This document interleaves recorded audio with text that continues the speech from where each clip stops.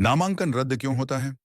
चुनाव आयोग के 10 नियम जो हर उम्मीदवार को जानना जरूरी, वरना हो सकते हैं आउट।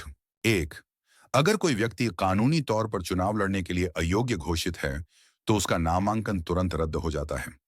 उदाहरण के लिए, कोई आपराधिक मामले में दोषी ठहराया गया हो या जेल की सजा काट रहा हो, तो वह नामांकन दाखिल नहीं कर सकता। दो, नामांकन के साथ सभी जरूरी दस्तावेज समय पर जमा करना बेहद जरूरी है। बिहार के मोहनिया से उम्मीदवार श्वेता सुमन का नामांकन इसलिए रद्द हुआ क्योंकि उन्होंने दस्तावेज देर से जमा किए। यहां वक्त की पाबंदी ही सब कुछ तय करती है। तीन, नामांकन पत्र सिर्फ उम्मीदवार या उसके प्रस्तावकों में से कोई ही जमा कर सकता है।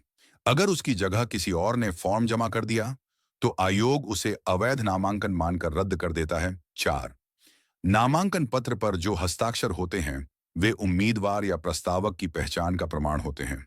अगर उनके हस्ताक्षर फॉर्म से मेल नहीं खाते, तो रिटर्निंग ऑफिसर नामांकन को तुरंत खारिज कर सकता है। पांच, हर सीट के लिए उम्मीदवारों को तय संख्या में प्रस्तावक प्रोपोसर्स चाहिए होते हैं। अगर किसी उम्मीदवार के फॉर्म में प्रस्तावक एक भी कम हो गया, तो आयोग उसे अपूर्ण नामांकन मानता है और रद्द कर देता है। छह, अगर कोई उम्मीदवार किसी आरक्षित सीट जैसे अनुसूचित जाति या जनजाति से चुनाव लड़ रहा है और वह उस वर्ग से नहीं है, तो नामांकन अमान्य हो जाता है। यह गलती कई बार छोटी दिखती है, पर नतीजा बड़ा होता है। साथ, नामांकन फॉर्म पर जिस प्रस्तावक का नाम है, उसका संबंधित क्षेत्र में मतदाता होना अनिवार्य है। आठ, चुनाव आयोग उम्मीदवार से उसकी संपत्ति, देनदारियां, आपराधिक मामले जैसे सभी विवरण मांगता है।